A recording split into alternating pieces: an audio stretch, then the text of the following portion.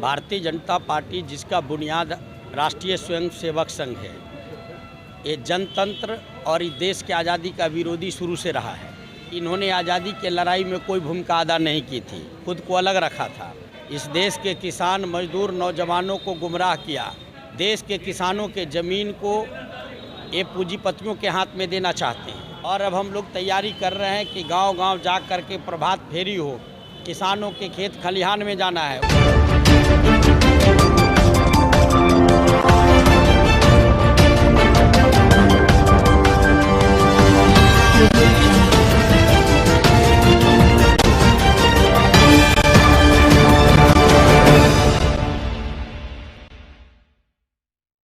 नमस्कार, आप देख रहे हैं STV न्यूज़ और मैं हूं समीउल्लाह चंपाणी। डुमरा प्रखंड का ये समाहरणालय का दृश्य हम आपको दिखाना चाहेंगे।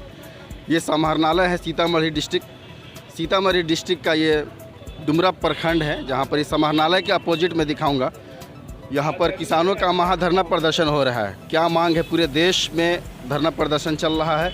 किसान अपनी मांगों को लेकर जगह जगह पर धरना प्रदर्शन कर रहे हैं। सरकार का अभी तक कोई ठोस वार्ता अभी तक नहीं हो पाया है। यहाँ पर धरना प्रदर्शन में बैठे लोगों का क्या कहना है, हम इन्हीं से जानेंगे।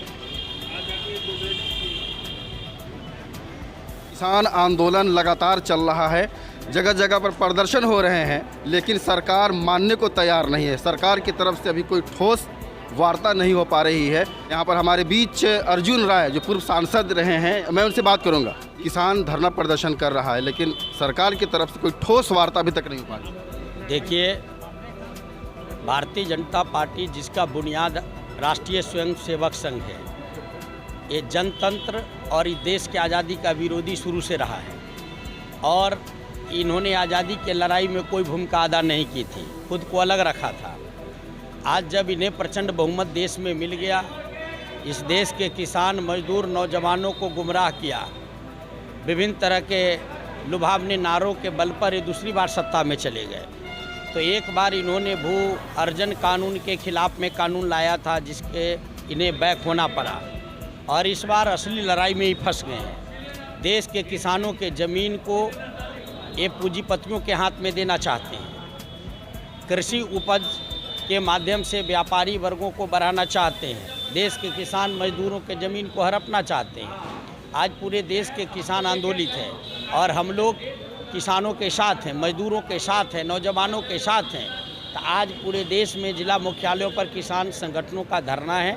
उस धरना के समर्थन में हम भी धरना पर बैठे हैं। हमारे साथ शफीक खान साहब हैं, मनोज जी हैं, रक्टू बाबू हैं, तमाम महत्वपूर्ण किसान नेता, रामबली जी सहित तमाम बैठे हैं। और अब हम लोग तैयारी कर रहे हैं कि गांव-गांव जा कर के प्रभात फेरी हो, किसानों के खेत खलिहान में जाना है, उन्हें बताना है, पंपलेट छपवाना है। और उन्हें बताना पड़ेगा, चूँकि प्रोपगंडा में, मीडिया में भी उनकी भारी पकड़ है। सारे मीडिया हाउस अंबानी के तरफ बढ़ते जा रहे हैं। अंबानी ने खरीद ली है बहुत सारी चैनलों को, समाचार पत्रों को।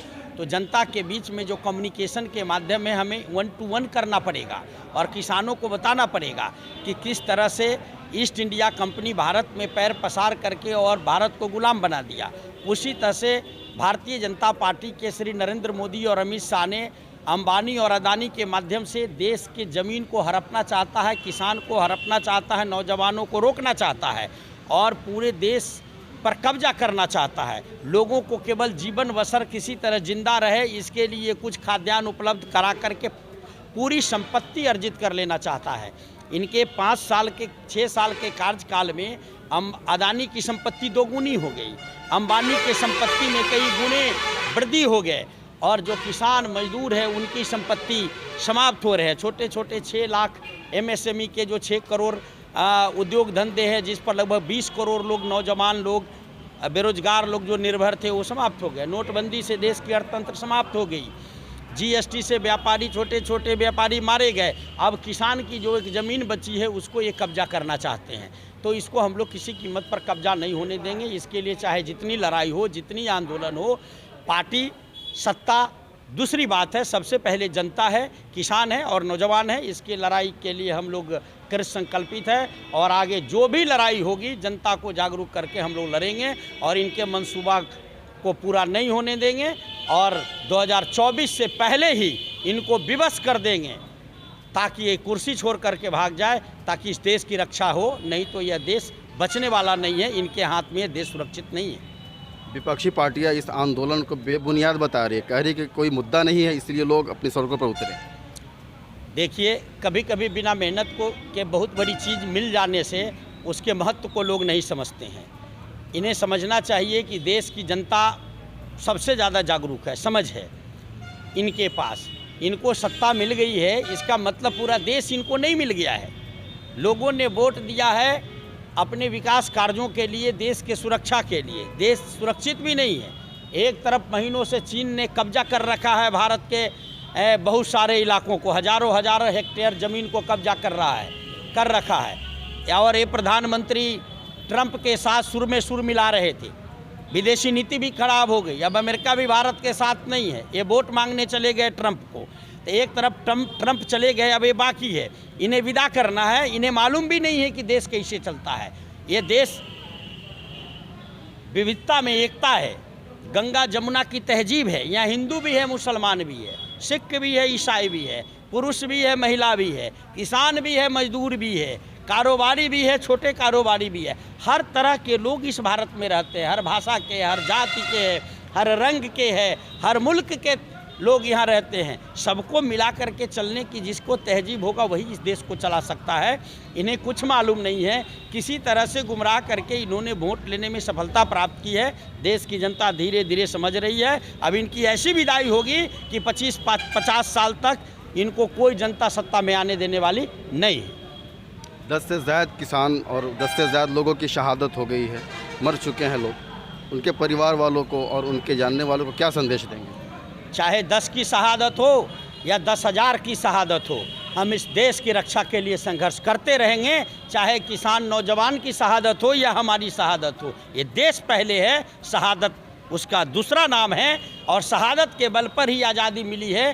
तो दूसरी आज़ादी की लड़ाई है मोदी से छुटकारा पाने की। इसके लिए, इस शहादत के लिए हम लोगों ने अभी मौन धारण किया है, उनके प्रति श्रद्धांजलि अर्पित की है। लेकिन शहादत होती रहे, हम लोग रुकने वाले नहीं हैं। इन्हें बिल वापस लेना पड़ेगा, कानून वापस लेना पड़ेगा।